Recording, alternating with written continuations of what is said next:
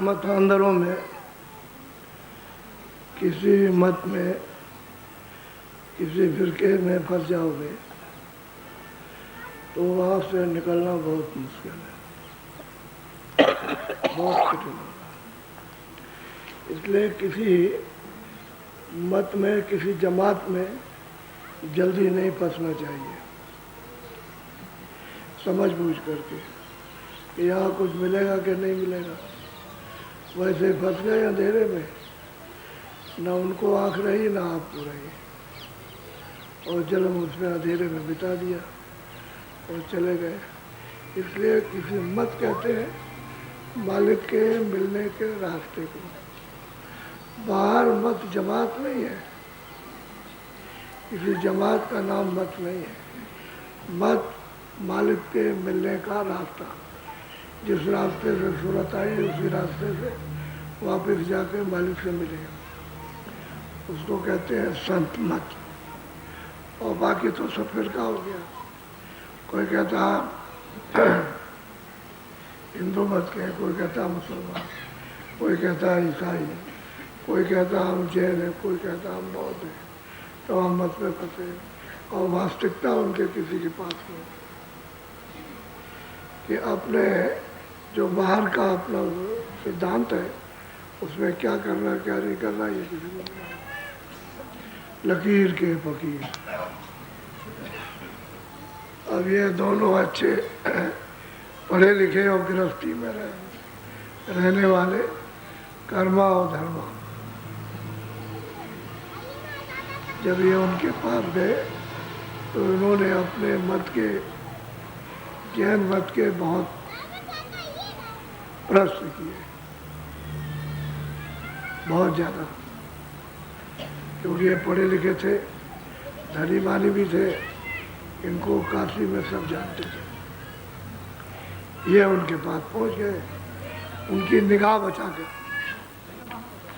काशी वासियों की निगाह बचाकर गोस्वामी तुलसीदास जी महाराज के पास पहुंच गए और अपनी शंकाओं का, अपने मत की शंकाओं का सब समाधान, कि मेरा मत क्या है, मेरी मत की पहुंच क्या है, ये सब गोस्वामी जी महाराज ने उनको सब समझाया, बताया। बोलो। कर्मा धर्मायो कही बोले, वेद हमार सबे तुम खो। अब वो कर्मा धर्मा दोनों गोस्वामी तुलसीदास जी से कह रहे हैं कि हमारे जैन मत का पूरा पूरा आपने भेद खोल दिया।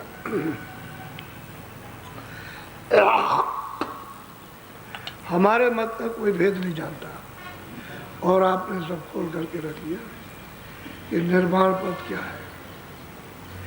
जब पीछे का जो प्रसंग चला उसमें बड़ी शंकाएं की, बहुत पूछताछ की, सबका जब उत्तर मिल गया और इनकी समझ में आ गया तब बोले कि आपने हमारे मत का पूरा पूरा भेद खोल दिया, सब राज बता दिया। सब तो जानते थे तब बताया, नहीं जानते होते तो क्या बताते। बोलो। शास्त्र हमारे जो विधि गाई, सो तुलसी तुम भाख। अब गोस्वामी कहते हैं कि जो हमारे जैन मत के शास्त्रों ने जो कुछ भी कहा वो सब आपने सब बताया, सब उसकी विधि बताई कि उसकी ये क्रिया, उसका ये ध्यान है, उसका ये है, ये सब बताया। यानी बताने में कोई कमी नहीं रखी। क्यों? ये तो पढ़े लिखे थे और सब लोग इनको जानते थे, इनका नाम था। दूसरा ये है कि धनी मानी धनाढ़ थे, तो इनको तो सब वैसे भी जानते थे। तो कहते हैं कि हमारे शास्त्रों में जो कुछ भी पूजा पाठ लिखा हुआ वो आपने एक एक विधि करके बताया, समझाया। बोलो। या सो बिन हम कहा बतावा, भिन सब तुम दर्शावा। कहते हैं कि मैं अब क्या, इससे अलग मैं अपने शास्त्रों का क्या बताऊं? आपने तो सब बता दिया, बताने को तो कुछ रहा नहीं। अब मैं क्या बताऊंगा, मेरे पास तो कुछ नहीं है। दोनों कर्म धर्म, ये दोनों। अब ये बात कहने लगे कि जितना हमारे शास्त्रों में था वो एक एक आपने समझा दिया। अब मेरे पास कुछ रहा नहीं शास्त्रों में कि मैं आपको कुछ इसके अलग बता दूं। बोलो। कर्मा धर्मा ये विधि बोला, वो दे हमारी खाई झक जो। अब वो दोनों के दोनों कर्मा धर्मा, ये दोनों व्यक्ति ये तुलसीदास जी के पास कहने लगे कि हमारी बुद्धि झकझोला खा रही है, यानी आप आगे सोच नहीं पा रहे कि आगे क्या है। यानी अब उनकी बुद्धि चकरा गई, जगलो खाते कि अब क्या करें। अब इन्होंने तो हमारे मत की पूजा और पत्री जो कुछ भी था वो एक एक जर्रे जर्रे इन्होंने बता दिया। अब मेरे पास तो कुछ कहने का रहा नहीं, खुद ही बता दिया। इससे मालूम होता है कि पूरे जैन मत को जानते हैं, उस रास्ते को जानते हैं। बोलो। तुलसी तुम तो यगम बखाना, नहीं शास्त्र नहीं जाने पुराण। अब वो कहते हैं दोनों कर्मा धर्मा के तुलसी महाराज, आपने जो कुछ भी अगम बखान किया वो हमारे शास्त्रों में पुराण में नहीं है, वो कहीं भी उसका निशान नहीं मिलता। जो आपने बताया वो हमारे शास्त्रों में, हमारे पुराण में नहीं, क्योंकि वो तो पढ़े लिखे थे, सब पढ़ते थे, इसलिए उनके शास्त्रों में तो ये चीज़ें नहीं। और ये तो आपने अगम बखान किया जिसकी कोई गम नहीं। बोलो। होने एक बार में भाव दिल आई, स्वामी तुलसी भाक सुना। कहते हैं कि हे स्वामी, एक मेरे मन में एक भ्रम आया, उस भ्रम का भाव है, तो हे स्वामी आप उसका भी निराकरण कर दीजिए। बोलो। तुम तो मुक्ति आज दर्शावा, या को भर्म बहुत मुयावा। कहते हैं कि आपने आज मुक्ति बताई कि आप स्वर्ग से भी, वैकुंठ से भी, उससे भी सब परे है मुक्ति आज। तो इसके संबंध में मुझे भ्रम आया, क्योंकि वहाँ तो ये जा नहीं सकते, निर्वाण की पूजा तो वहाँ ले नहीं जा सकती, ना निर्वाण पद का कोई योग ले जा सकता, और ना वहाँ शंकर जी जा सकते हैं, ना विष्णु, ना ब्रह्मा जा सकते हैं, और जो ऋषि मुनि आए वो भी वहाँ नहीं जा सकते। मुक्ति पद में कोई योगी, कोई योगेश्वर नहीं जा सकता। कहते इसका मुझे एक भ्रम आया। वो भाव तो है हमारा कि जो कुछ आपने जो कुछ कहा उसका निरण कर दिया, लेकिन अब जानना चाहते हैं। अब दीन होकर के, पहले तो ये समझते थे हमसे ज़्यादा कोई नहीं जानता, अब दीन हो गए कि हम भाव के साथ पूछ रहे हैं, अभाव में नहीं पूछ रहे, हमारा भाव आपके साथ है। तो इस भ्रम को भी थोड़ा सा मिटा दीजिए। बोलो। और सवे भाकी तुम साक्षी, पुण्य तनी मोरे नहीं भाग। कहते और तो आपने सब कुछ वर्णन किया, लेकिन इतना रह गया कि आज मुक्ति मतलब है। तो उस मुक्ति को, आज मुक्ति को कैसे प्राप्त करें, कैसे उसको मतलब है, वो क्या चीज़ है। और तो हम सब जानते हैं, लेकिन ये नहीं। बोलो। मोक्ति गति तुम आज बतावा, सो नहीं जैन मते में गावा। वो कहते हैं कि भाई जैन मत में आज मुक्ति तो है नहीं, उसमें उन्होंने कहीं भी लिखा नहीं, कुछ भी कोई समाचार कोई भी उस मुक्ति का वर्णन नहीं किया हमारे। तो और आपने आज मुक्ति को बताया, मुक्ति है, सही बात, मुक्ति तो है, लेकिन अब यह है कि वेदों में, 18 पुराणों में, 6 शास्त्रों में, और जैन मत में और मुसलमान मत में, उनके वहाँ ये चीज़ नहीं है, कि उनको ये पता ही नहीं।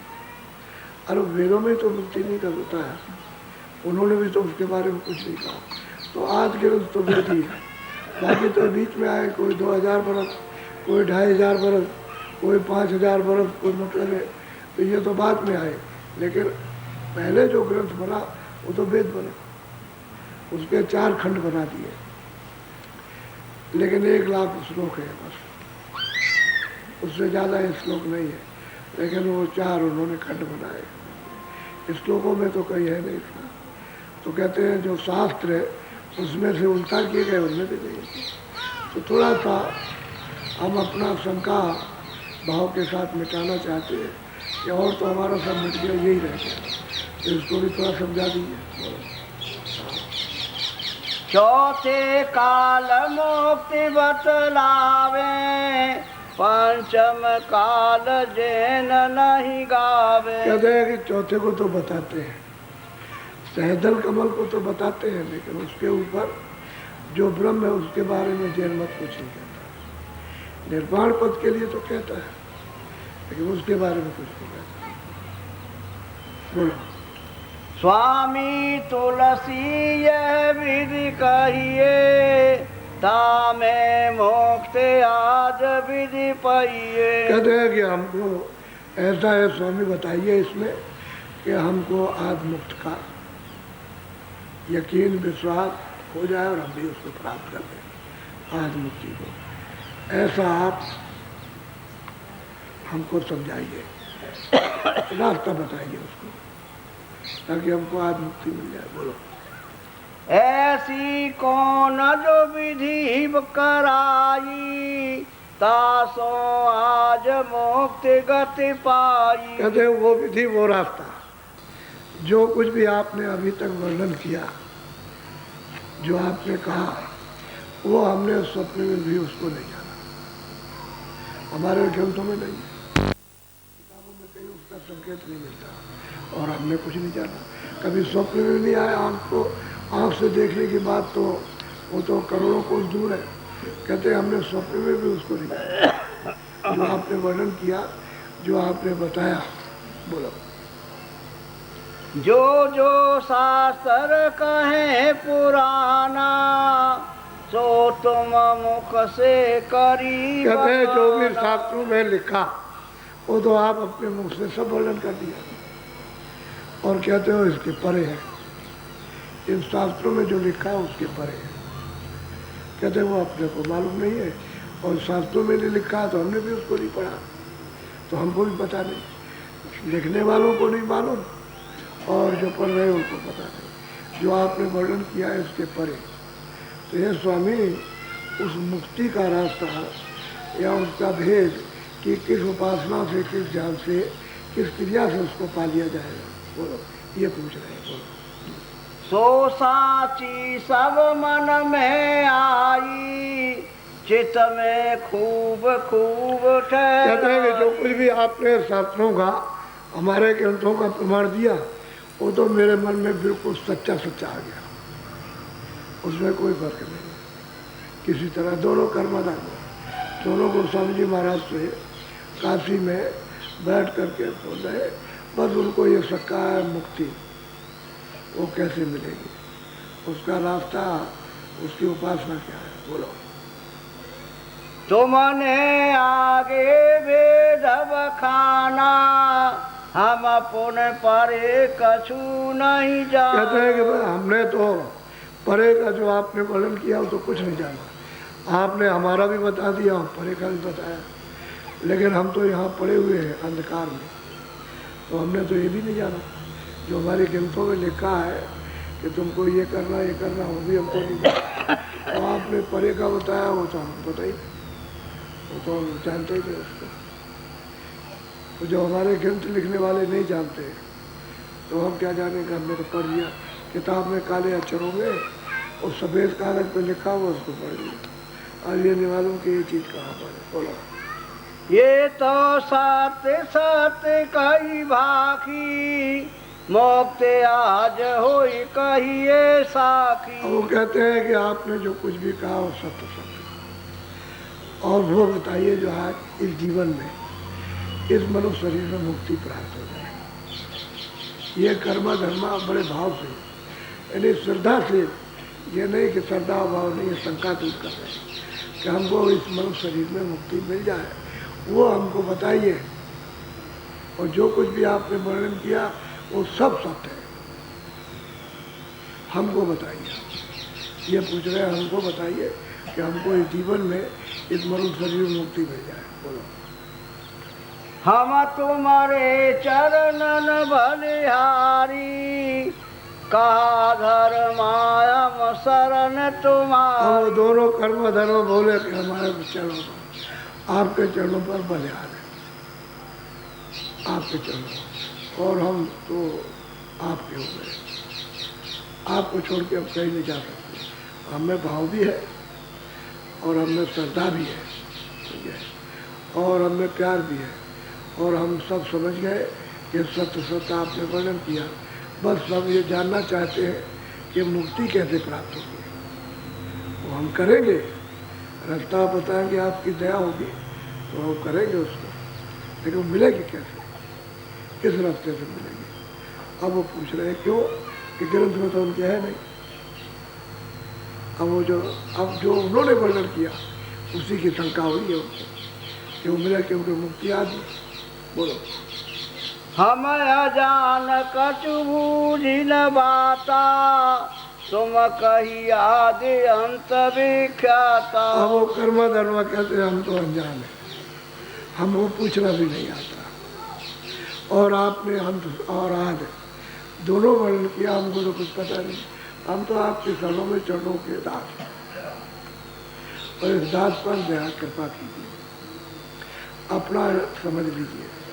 तो दोनों के दोनों प्रार्थना कर रहे हैं, बहुत श्रद्धा करते हैं, दीनता के साथ, लेकिन उनमें कुछ अब वो अहंकार बुद्धि का या कुछ जानने चुनने का रहा नहीं, बिल्कुल दीन हो गए जाने के लिए, पाने के लिए कि हमको इनसे कृपा और दया हो जाए तो मिल जाए। अब यहाँ इस स्थिति में आ गए। बोलो।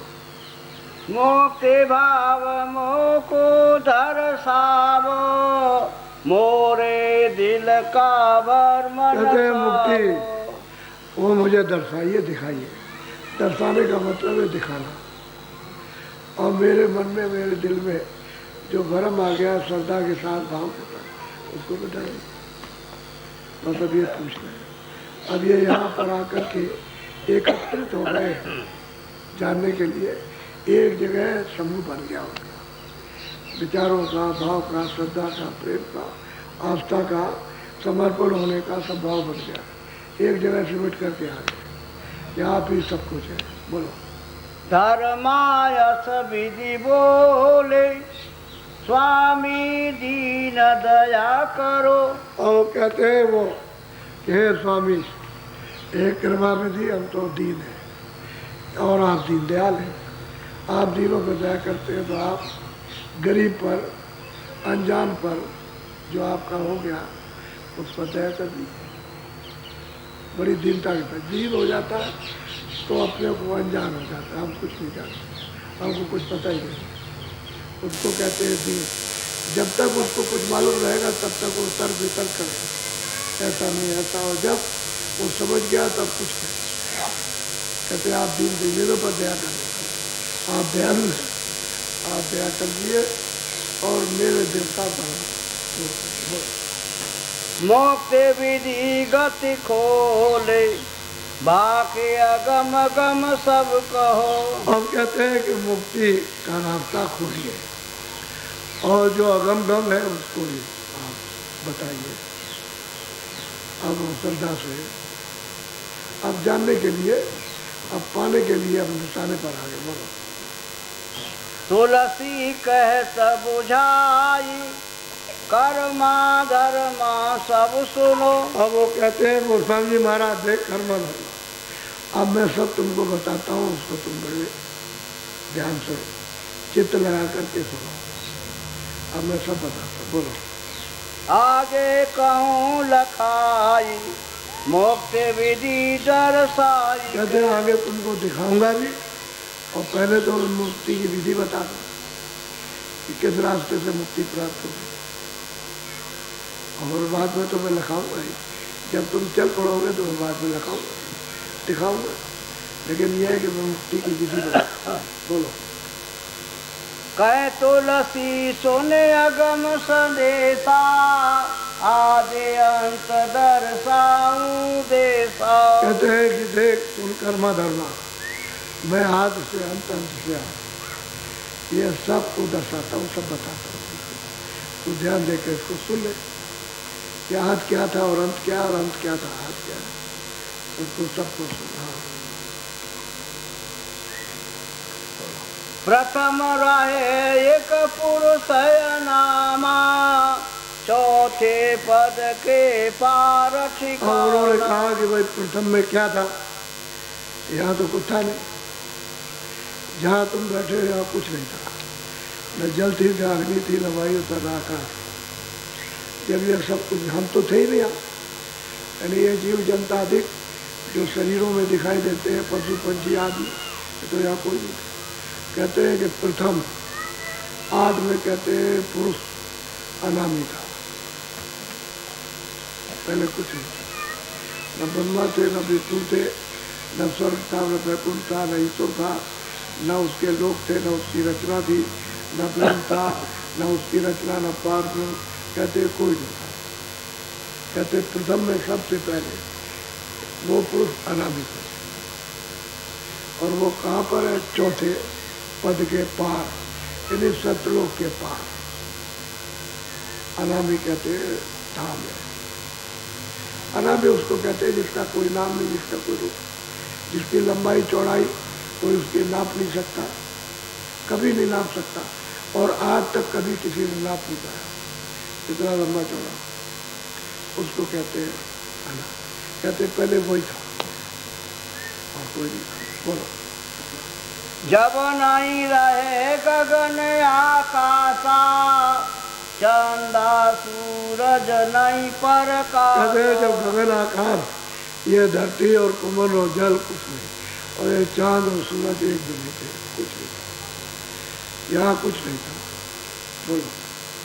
धरती गगन न पवन निवासा, पानी जगत रहे नहीं। कहते भाई ये जगत की रचना जो दिखाई देती है, कहते ये तो यहाँ थी नहीं, न पवन था, न पानी था, न धरती थी, न आकाश था, ये कुछ नहीं था यहाँ पर, कोई चीज नहीं थी। जो सूरज निकलता है ये भी नहीं था, चांद निकलता है डूब जाता है ये भी नहीं था, तारे निकलते डूबते ये भी नहीं थे। कहते हैं कुछ नहीं, और गगन भी नहीं था। बोलो। पिंड ब्रह्मांड लोक नहीं हो। गोस्वामी जी महाराज समझा रहे हैं कि ये पिंड, ये शरीर, शरीर में सब शरीर आ गए, पशु पंछियों के जितने भी सब शरीर, कहते हैं पिंड, और कहते हैं ब्रह्मांड, और जितने भी लोग हैं अलोक, कहते हैं कोई भी नहीं थे, कोई अकेला वही एक था, और जो पुरुष रहा, और वो चौथे पद के पार है, सतलोक के पार, सतपुरुष के पार है। बोलो। और लोक विधि नहीं सोई, चौथे पद रचना नहीं ठानी, ताके आगे पुरुष। वो कहते हैं गोस्वामी जी महाराज कि सतलोक की जो रचना थी वो चौथे पद में पहले नहीं थी, पहले सतपुरुष भी नहीं थे। जब सतपुरुष नहीं थे तो यहाँ तो कुछ होने का सवाल नहीं, प्रश्न ही नहीं उठता यहाँ कुछ था। क्योंकि ये रचना तो सतपुरुष सतलोक से हुई, पहले वो सतलोक भी नहीं था, चौथा पद भी नहीं था, और जब चौथा पद नहीं था तो मतलब ये है कि सतपुरुष भी नहीं थे। और कहते कोई भी रचना किसी तरह नहीं। बोलो।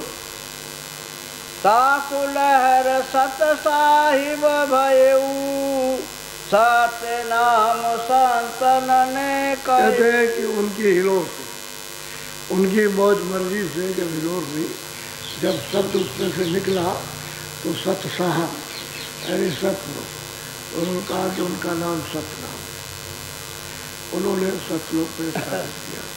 ऐसे नहीं, जब हिलोर हुई तो पहले तो अगम लोग, अगम पुरुष को स्थापित किया, फिर अलग पुरुष को स्थापित किया, फिर वो सतलोक, सतपुरुष को आता है, उसको चौथा लोग कहते हैं। कहते हैं कि उनकी हिलोर से ये सत साहब हुए और उनका नाम है सतनाम। नीचे तो कुछ था ही नहीं और ऊपर भी नहीं था, अगम पुरुष भी नहीं थे, अलग पुरुष भी नहीं थे, सत्पुरुष भी नहीं थे, सतलोक कोई नीचे का तो कोई सवाल ही नहीं। ये सब रचना तो यही सब होगी। तो पहले तो थी नहीं, पहले तो अकेला एक ही था, एक अनामा अग सच्चिदानंद प्रभु धाम, एक था, दूसरा कोई। अब वो कर्मा धर्मा को आद कि ये कैसे हुआ उसको बता रहे, उसको सुना रहे। या की विधि विधि गति गाई, बिन सत्संग नहीं दर अब गोस्वामी जी महाराज कहते हैं कि इसके सबकी विधि प्राप्त करने की, वहाँ पहुँचने की, जब तक सत्संग नहीं मिलेगा कर्मा धर्मा, तब तक ये किसी की समझ में नहीं आ सकता। तो पहले सत्संग मिलेगा, सत्संग मिलेगा, उसी से समझ आएगी, और सत्संगी में फिर रास्ता मिलेगा, और दूसरा कुछ और कोई आधार नहीं। सत्संग जगे हुए पुरुषों का होना चाहिए जिन्होंने उसको प्राप्त किया। बोलो हो सत्संग कहो सब लेखा, खोले ने हृदय से दे। और वो कहते हैं कि सत्संग मिले तो कहते हैं खुले हृदय का नेत्र। कहते हैं हमारे पास सबसे पहले हृदय आया राजापुर में, और वो सबके साथ बैठ करके सत्संग सुनने लगा। और तो लोग चले जाए लेकिन वो बैठा रहे, सेवा करे तो उसके बाद चला जाए, फिर आ जाए, फिर सेवा करे। कभी कभी दिन भर सेवा करे, रात को भी रहे सेवा करे, और कभी 2-4 दिन रुक जाए, तो उसने पूरा सत्संग सुना पूरा। और जब सत्संग सुना तो उसके हृदय की आँख खोली, तो उसने सबसे पहले हृदय ने ये सब चीज उसमें लखी हृदय की, उसका प्रमाण देना हृदय का कि सबसे पहले हृदय का उसका नेत्र खुला, और उसने सब अपनी निज आँख से ये सब आद अंत सब देखा। बोलो तीनों लोक पार है चौथा, ताके परे अनामी सो। कहते हैं कि 3 लोक, अंड पिंड ब्रह्मांड पार, ये तीनों लोक के परे चौथा लोक है, चौथा धाम है, और उस चौथे धाम के परे अनामी धाम है। बड़ा इशारा कर दिया उन्होंने कि 3 लोक पे ये सब आ जाता है, पिंड लोक, अंड लोक, और सूचल लोक ऊपर में, ब्रह्मांड लोक और पार लोक, उसके परे कहते हैं अनामी धाम। वो परे सतलोक है, वो सतनाम रहते हैं, उसके परे अनामी धाम। यहाँ नहीं, यहाँ तो कुछ था ही नहीं, यानी सतलोक भी नहीं था, सतपुरुष भी नहीं थे, लेकिन अब ये मिलेगा कैसे कि हृदय सत्संग सुना, और सत्संग सुनने से उसको रास्ता मिला, और उसकी आँख खुली, और उसने चढ़ाई की, तो ये सब नीचे से लेकर ऊपर तक उसने सब देखा अपनी आँख में। वो बता रहे हैं गोस्वामी जी, कर्मा धर्मा को उसने देखा, और देखने वाला भी मौजूद है, तो ये देखने वाला वो तो पूरा हो गया, यानी आद से अंत तक, अंत से आद तक हृदय भी जान गया, उसने भी देखा, क्योंकि उसको पहुंचा दिया, तो उसका नाम ले रहे कि इसने सब देखा। अगर तुमको और कोई शंका हो तो उससे पूछ लेना, जा करके बता देगा, उससे पूछ लेना, इसलिए उसका नाम दिया। बोलो सासु लहर उपजा सतनामा, चौथे पद की रचना। वो कहते हैं कि उस अनामी पुरुष की लहर से, वो कहते हैं कि उत्पन्न हुए सत साहब, जिनका सत नाम है, और चौथे पद की रचना की उस समय पर अलग अगम लोक में, अलग लोक में, सतलोक में, सुरतों का पूरा मतलब ये उसी रचना के साथ ही यानी भंडार चलाया। क्यों? वहाँ तो कोई बिलोड़ी थी नहीं उस समय पर, वो तो एक रस, ये तीनों वो लोग, उस अनामी पुरुष ने तीनों लोग बना दिए, एक रस। उसमें मतलब ये कि कोई किसी तरह की कमी नहीं है। तो कहते हैं भाई अनामी पुरुष की हिलोर से ये लहर से, उनसे ये कहते हैं सतनाम सत्साम, और चौथे पद की फिर रचना हुई। तासे भय 16 निर्वाण। बड़े ध्यान से सुनना।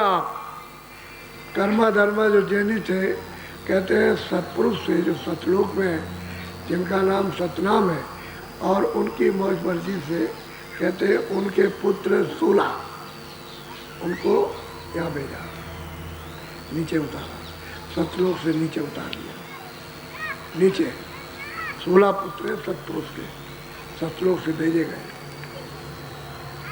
अब 4 का तो उन्होंने नाम बता दिया और 12 सबने गोपनीय रखा, यानी 4, एक तो ईश्वर, दूसरे ब्रह्म, तीसरे पारब्रह्म और चौथे महाकाल पुरुष। इनका तो बताया नाम, लेकिन 12 गुप्त थे और सब संतों ने देखा तो है, लेकिन उनके बारे में कोई वर्णन नहीं किया, सबने गुप्त कर दिया। देखते तो है। अब गोस्वामी जी महाराज जो देख रहे हैं कि सतपुरुष ने सतलोक से 16 पुत्रों को भेजा, नीचे उतारा। रचना तो इन्हीं ने की है, नीचे की रचना, ये अन्य पिंड ब्रह्मांड पार ब्रह्मांड, ये तो सतपुरुष ने ये लोग बनाए, उन्होंने बनाए। जब ये बना दिए तब इनको भेजा, वो भी नाम से शब्द से उतारा गया और उतार करके इनको अपनी अपनी जगह ठेका बना के और उनको बैठा दिया। ईश्वर को सैदल कमल में और ब्रह्म को त्रिकुटी में, पार उनको 10वें द्वार में और महाकाल पुरुष को भगवान को पार बैठा। और 12 गुप्त है, 12 समात्माओं ने गुप्त रखा, 16 भेजे सतपुरुष, जिनका नाम सतनाम। चौथे पद से ही आए और चौथे पद से हम लोग आए। ये तपस्या करेंगे हम लोग बहुत मुद्दतों के बाद, बहुत युगों के, बहुत कल्पों के बाद, तब इनसे जब सतपुरुष प्रसन्न होंगे तब फिर मतलब है कि वरदान मांगेंगे तो दे देंगे। तो उन्होंने थोड़ा छोटा सा भंडार दे दिया, हम जीवों का, हम सुरतों का, हम लोगों का एक छोटा सा भंडार दिया और सब जगह तकसीम कर दिया। अब वो सब देख रहे आज रचना को कि रचना कैसे हुई है, और इस मृतलोक शरीर में, इस पंचभौतिक शरीर में बैठ करके और देख करके सब बखान कर रहे हैं, क्योंकि लिखा तो इसी शरीर से जाएगा, और देव शरीर से तो कागज पर लिख नहीं सकते। और ऊपर में सूक्ष्म लोक में ऊपर जाओ तो वहाँ भी कागज पर नहीं लिख पाओ, और ऊपर जाओ तो वहाँ भी नहीं। कागज पर तो ये शरीर लिखेगा, ये बैठा तो देखेगा तब लिखेगा। अब वो गोस्वामी जी महाराज देख रहे हैं तो वो दोनों जैनियों को जो निर्वाण मत को मानते हैं, जैन मत को, उनको समझा रहे हैं। आदि रचना और अंत की सब विस्तार बता रहे हैं कि चौथे लोक से ये सब बोलो। 16 निर्गुण है निर्वाणी, निराकार जाही को कहते हैं कि 16 निर्गुण, 16 और ये निराकार है, क्योंकि जब आँख बंद हो जाती है तो हम देख नहीं पाते, उसी को निराकार कहते हैं। अब गोस्वामी जी महाराज वो हृदय वो सब देख रहे हैं आज से अंत तक, तो उनके लिए वो सब साकार है। दिव्य दृष्टि ज्ञान चक्षु खुल जाए तो उसके लिए सब साकार, और तुम्हारी आँख बंद हो जाए तो वो सब निराकार है। और इधर की आंखें दोनों खराब हो जाए तो ये दुनिया का सब रूप रंग रेखा सब निराकार हो जाएगा। ये खुल जाए तो ये साकार, और अंदर की तुम्हारी सबकी आँख खुल जाए तो वो सब। जब आँख खुली थी तब साकार था सबकी आँख, जब शुरू में आए थे सबकी आँख खुली थी। कोई स्त्री पुरुष बच्चा ऐसा नहीं था जिसकी आँख बंद, तो सबकी तीसरी आँख खुली हुई थी, साकार दर्शन करते थे। जैसे हम यहाँ चीज़ों को देखते हैं आँखों से, ऐसे दिव्य आँख से ज्ञान चक्षु से सब देखा करते। अब वो कहते हैं कि ये 16 ये निरंकार निर्वाण, ये अब किससे आए? कहते हैं उन्होंने तो अगम अलग और सतलोक को उन्होंने अपनी रोड से रचना कर दी, स्थापित कर दिया। अब जो कुछ भी रचना होगी नीचे की वो तो सतपुरुष करेंगे, जिनका नाम सतनाम है और सतलोक में रहते हैं। बोलो। ज्योति निरंजन सोई कहाई, ताको संत काल गो। कहते हैं कि ये ज्योत निरंजन ये सबके नीचे स्थान पर, बाकी सबके स्थान ऊपर है, लेकिन इनका सबसे नीचे स्थान है। और वो सैदल कमल में बैठे हैं और उनका रूप है ज्योति स्वरूप, नाम उनका निरंजन। अब तुम्हारे अंदर ही से वहाँ जाने का रास्ता है, कोई बाहर से नहीं है कि चलो हम मथुरा में, द्वारका में, पहाड़ों पर कहीं को वो मिल जाएगा कुछ, कोई इधर से जाने का रास्ता। जब तुम्हारी आँख अंदर के खुल जाएगी तो अंदर में खुलने के बाद कोई अंधेरा नहीं है। और जब तक तुम्हारे ऊपर कर्मों का पर्दा चढ़ा हुआ है तब तक आँख तुम्हारी बंद है, तब तक नहीं। कहते हैं इनको संतों ने इन्हीं को काल कहा, क्योंकि इन्हीं का 3 लोक का राज है यहाँ, ये मृतलोक का और स्वर्ग वैकुंठ और उनका लोक, उन तीनों लोगों के वो राजा है। तो ये शरीर तो उन्होंने दिया, लिंग भी शरीर उन्होंने दिया, स्थूल भी दिया, और सूक्ष्म शरीर भी उन्होंने दिया। तो इस शरीरों के तो वो मालिक है, और जीवात्मा के तो मालिक है नहीं, क्योंकि जीवात्मा तो सतपुरुष ने बख्शिश में दी है, इनको सबको दिया था प्रसन्नता में खुशी। तो रचना तो जीवात्माओं से होगी।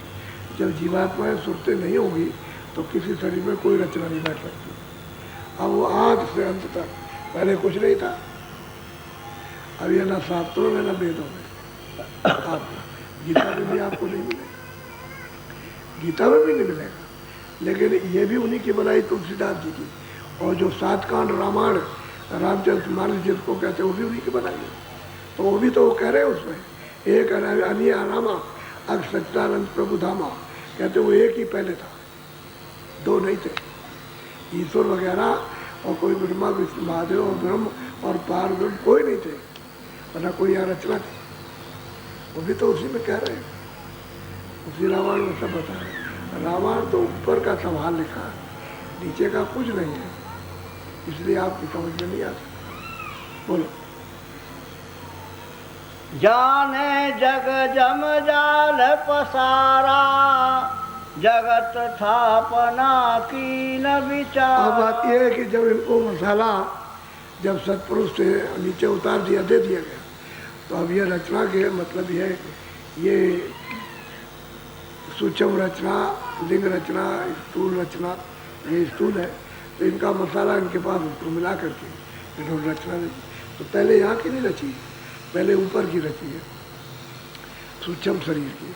तो वहाँ सूक्ष्म शरीर बारीक, फिर नीचे उतार दिया तो लिंग शरीर उससे मोटा, अब यहाँ उतार दिया तो ये जड़ है, ये जड़ शरीर है, ये खोल तो जड़ है। इसमें से सूरत निकाल के अलग कर दिया है तो ये पड़ा है। आँख और कान आपके वही हैं, न सुन सकते, न देख सकते, न बोल सकते, न आपके उंगलियाँ हिल सकती है, क्योंकि चेतन तो निकल गया, उसको तो निकाल दिया, जड़ रह गया। तो ये मोटा खोल है, और जड़ चेतन ग्रंथ पड़ गई, चेतन की गांठ जड़ के साथ पड़ गई।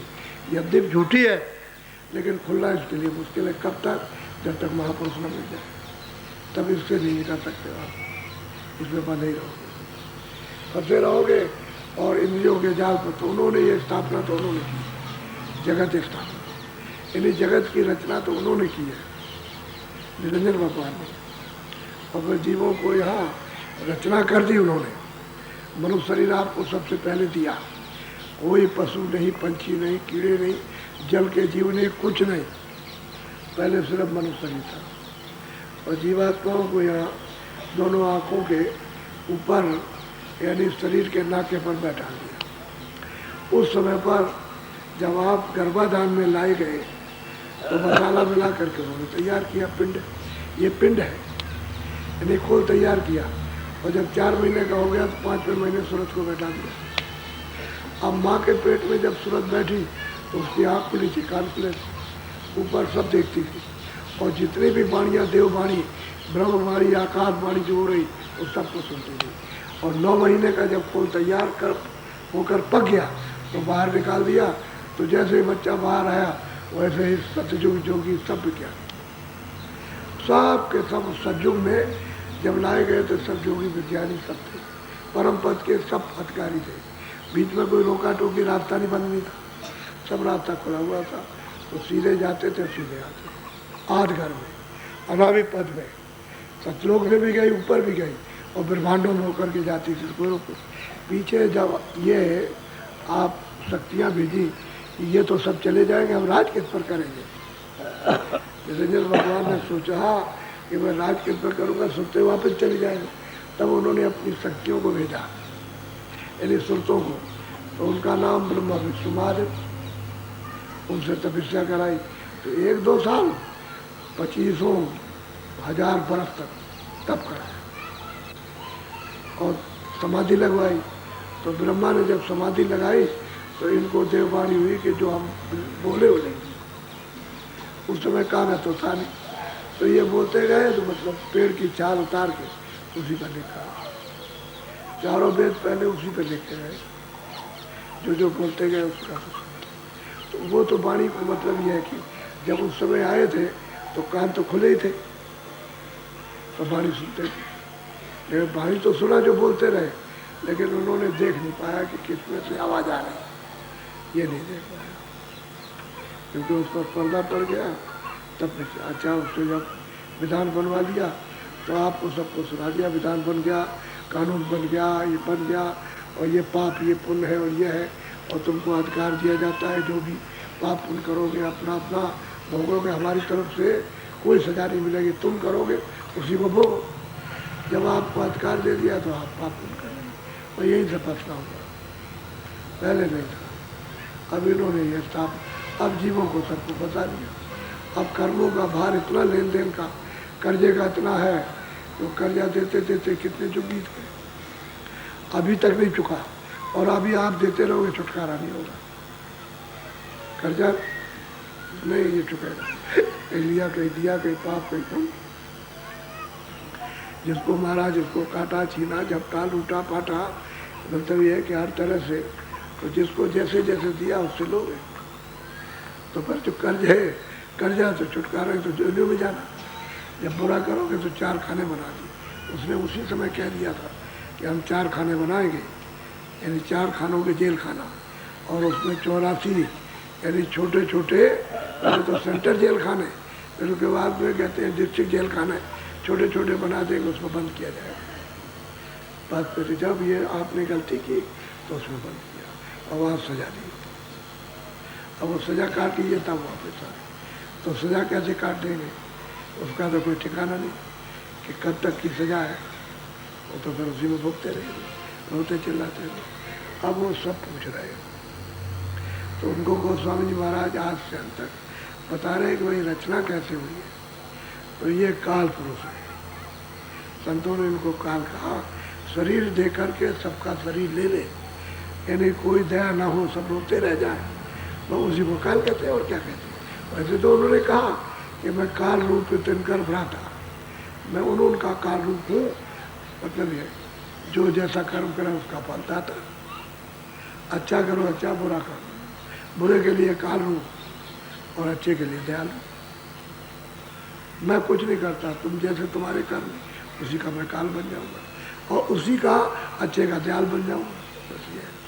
तो अब जीव क्या करे बेचारा, वो तो जाता है, भूल गया, रास्ते को भूल गया, कैसे उसको देखा जाएगा, और डोरी छोड़ दी तो पकड़ी कैसे जाएगी, नाम को छोड़ दिया। बोलो 10 अवतार जाहि के चीनो, ब्रह्मा विष्णु महेशाती। और गोस्वामी जी महाराज कहते हैं कि निरंजन भगवान के 10 अवतार, जिनका नाम आप लीजिए 10 अवतार, उसमें 24 तीर्थंकर, 24 पीर। मुसलमानों कैसे, इन्हीं निरंजन भगवान को मुसलमान खुदा कहते हैं, हिंदू परमात्मा कहते हैं ईश्वर, और ईसाई इनको गाड कहते हैं। कहते हैं कि ये 10 अवतार, जितने अवतार हुए, और ब्रह्मा मारते हुए नीचे, नीचे से सुरते भेजी गई, बस उनका अवतार, ऊपर नहीं जा सकते, ऊपर नहीं जा, ये इनमें से कोई नहीं गया, न राम गए, न कृष्ण गए, न पीर, न मोहम्मद साहब, ऊपर कोई नहीं गया, ऊपर इनको पता ही नहीं किसी को, कहते इन्हीं के अवतार है। अब जब आप यहाँ पड़े हुए तो आपको पता ही नहीं, ना आप ब्रह्मा को विष्णु को जानो, ना उन 24 पीर को, न तीर्थंकरों को, और न तो 10 अवतारों को, ये कहाँ से आए कहाँ चले गए, अपनी खबर नहीं तो उनकी खबर क्या होगी। अब वो सब बता रहे हैं, आज से आज का विस्तार और फिर सिमटाव भी बताएंगे। ये सब सिमटाव कैसे होगा, ये तो विस्तार हो गया। बोलो। जिनने भाखा वेद विचारा, जग में फैला काल तब पसारा। कहते हैं कि इन्होंने इनको पैदा करके ब्रह्मा विष्णु महादेव के यहाँ भेजकर और फिर वाणी का उच्चारण किया, उससे स्थापना कर दी। यानी विधान लिखा है, इन्हीं का लिखा हुआ। जो सैदल कमल में जो बैठे थे, इन्हीं को निर्वाण कहते हैं। मुसलमान इनको खुदा कहते हैं, ईसाई इनको गाड कहते हैं, मतलब अपने यहाँ ईश्वर कहते हैं, परमात्मा। इन्हीं के अवतार है। चाहे वो जैन मत पे हो, चाहे ईसाई मत पे हो, चाहे वो वैष्णव मत पे हो, किसी में हो, ये इन्हीं के अवतार है। और ये परे नहीं जा सकते, इनमें से कोई परे नहीं गया, न परे का भेद जानते। अरे जो जहाँ वहाँ का तो जानेगा। स्वर्ग में गया हुआ स्वर्ग को जान लेगा, ऊपर गया ऊपर को जान लेगा, लेकिन जो उधर जाएगा वो जानेगा। ये नहीं जा सकते। अगर ये जाए तो ये सब, ये जो जगत, ये जो स्थापना की रचना, ये सब खत्म हो जाए। ब्रह्मा विष्णु महादेव अगर जान ले कि ये हमारा पिता है तो सब छोड़ दे, तो आद्या माँ शक्ति जान नहीं देगी। उसको आदेश रखा कि हमारे पास तक ना आ सके। इतने तो बंधन लगा रखे आपके लिए, वहाँ कैसे जा सकते हो? उधर नहीं कोई जा सकता। बोलो। पूजा पात्री ने मयाचारा, देवल पूजा विधि पूजा सवारा। पत्री ने धर्म कर्म वो समय का, और मतलब आपको तो ना आपका मालूम ना उसका मालूम, भाई इसमें उलझ गया। जो सच्चा रास्ता था वापस जाना, वो तो छूट गया। तो जो आप ऊपर जाते जाते थे उस सज्जुग में, तो रास्ता छूट गया, वो तो नाम छूट गया, आपका शब्द छूट गया। अब इसमें फंस गया, अब ये भी छूट गया, तो मोह ममता फंस गए, काम क्रोध में, मारपीट में, इसमें फंस गए आप। अब वो भी नियम धर्म चला गया। अब कौन करता है नियम धर्म? पूजा पत्री कौन करता है नियम से? सब खत्म।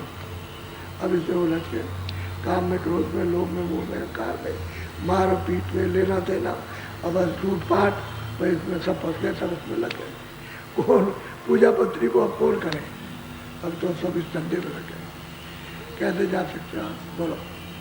संयम और उपवास बतावा, तामे सकल जीव अब गोस्वामी बरमावा। महाराज कहते हैं देखो, कर्म धर्म, ये मतलब है कि सब पूजा पाठ, ये नेम धर्म, इसमें सकल जीवों को बरमा दिया। अब इनको कहो कि भाई तो रास्ता तो तुम्हारे पास नहीं, चलो तुम अपने घर की तरफ, तो उनको जान सी जाती है। अच्छा अंधे है, दिखाई कुछ देता नहीं, कथा किससे सुनते? जो अंधा। और कौन सुनता? अंधे सुनते। तो उनको पता नहीं कि हम कहाँ जाएंगे, ये कहाँ जाएंगे। जब सुनाने वाले को पता नहीं है कि हम कहाँ जाए, ये तो कहते हैं हमने तो कुछ नहीं देखा, हमने तो निर्माण पद कुछ नहीं देखा, किताबों में लिखा हुआ, हमारी तो आँख बंद है। वो कर्मा धर्मा दोनों कह रहे हैं कि हमने तो उसको आज तक नहीं पाया, झलक, उसकी झलक भी नहीं मिली। तब जा कर के वो लगा आपके मैं चरणों का, आपका सेवक हूँ, आपका दास हूँ, मैं समर्पण हो गया, मैं और आपके बगैर ही आप दया कृपा कीजिए। अब मुझको मालूम, सुना, संदेश सब चला गया। अब इसको आज से अंत तक बताया। बोलो। इस तरह से रचना का नीचे तक विस्तार हो रहा। अब आप फंसे चले जा रहे हो, फंसे जा रहे हो। तो आप 84 नहीं जाओगे, खानों में, नरकों में चले जाओ। किसने कहा था कि बकरा मारना, कि बकरी मारना, कि आप मुर्गी मारना, कि जानवर मारना, जंगल के जीवों को, पंछियों को मार देना? किसी ने कहा? अरे भाई, क्या बकरी, क्या भेड़िया, क्या अपना जाया, सबका लोग एक है। तुमको किसने समझाया? खून तो सबका एक है। और वो जीवात्मा समझे कि इसी से उतार करके पशु में, पंछी में, उसमें बंद कर दिया। आप क्या कर सकते हो? तो समझा रहे कि अब ये भी पूजा पत्री ने आचार, ये वो सब धर्म कर्म जो कुछ भी छूट गया। अब इसमें फंसे, मारपीट, लूट पाए, अब इसमें फंसे। तो ये सब विकार ही विकार है। अरे भाई बुरे काम, तो उसके लिए फल क्या मिलेगा? अच्छा मिलेगा। अगर खेत में गेहूँ नहीं कुछ और कांटे बो दो, तो मतलब गेहूँ कैसे काटोगे? तो कांटे ही काटोगे। तो जो तुमने कर्म बोए हैं वो तो आपको सजा मिलेगी। अच्छा कर तो बोया नहीं। अब वो सब समझा रहे हैं, इनकी समझ में तो सब आ गया। बोलो।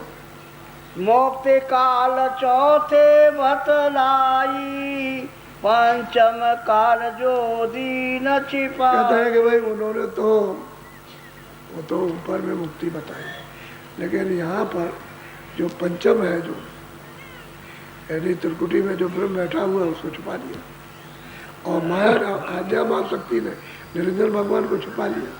तो अब मुक्ति कैसे मिलेगी?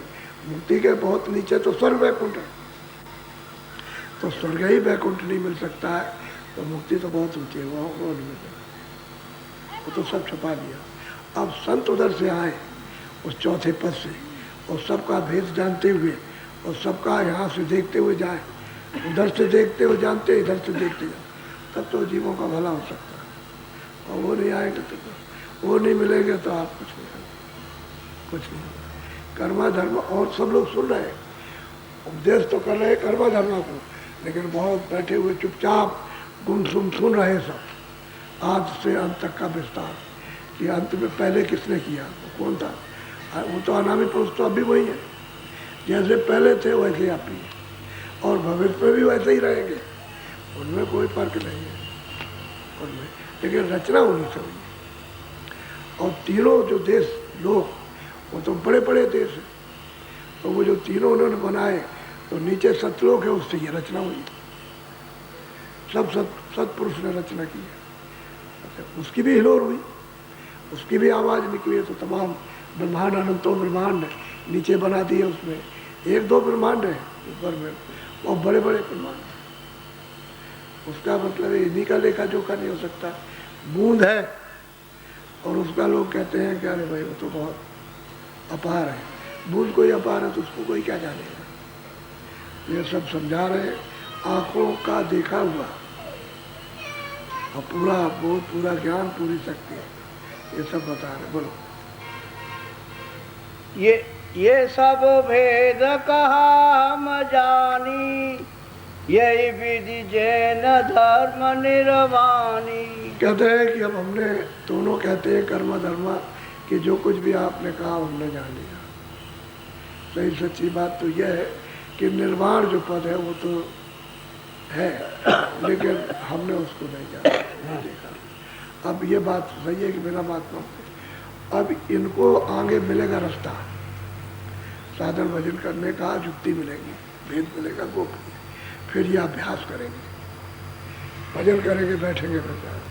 अब ये तो धनी मानी थे, इनको तो सब जानते हैं, लेकिन सबसे बड़ी इनकी बात ये है कि जब ये गोस्वामी जी महाराज के पास काशी में गए, उस समय पर उनकी उम्र, अरे मतलब ये 26 साल की थी।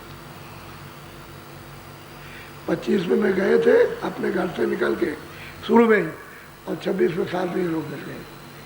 ये लोग जब मिल गए वहाँ जाकर मिले, तो जो है ये लोग उनके पास जो गए, इतने मशहूर विख्यात लोग ये, अपने उसमें और लोग भी जानते हैं, लेकिन इनकी तो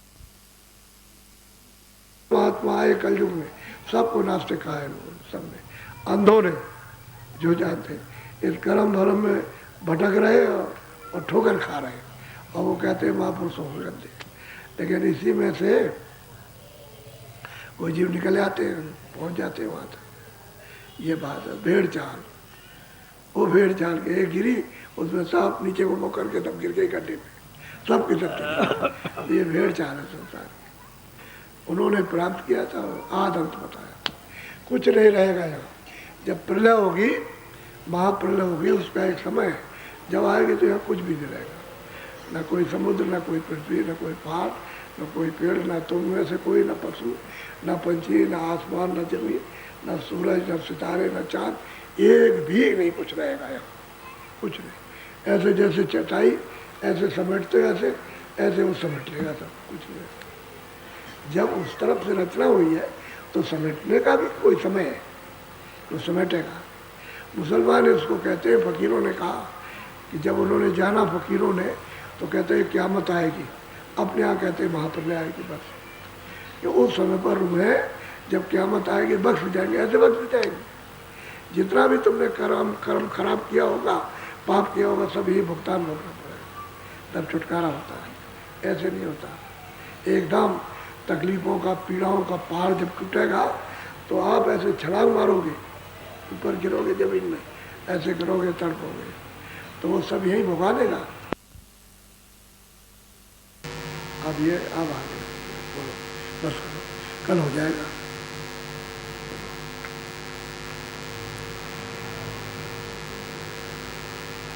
बोलो जय गुरुदेव। अब आप थोड़ा सा भजन पे ठहरो, मन बुद्धि चित्त को ये जीवात्मा के कान के साथ लगाकर ऊंचा ध्यान देकर ऊपर की तरफ, तो अंदर के कानों का रास्ता अंदर से और शरीर के कानों का रास्ता बाहर से, तो दोनों कान और दोनों आंखें बंद हो जाएगी। तो आप सूरज के कानों से सुनने का काम करो, लेकिन मन को रोक लेना और लगाए रहना, इधर कहीं न जाने पर।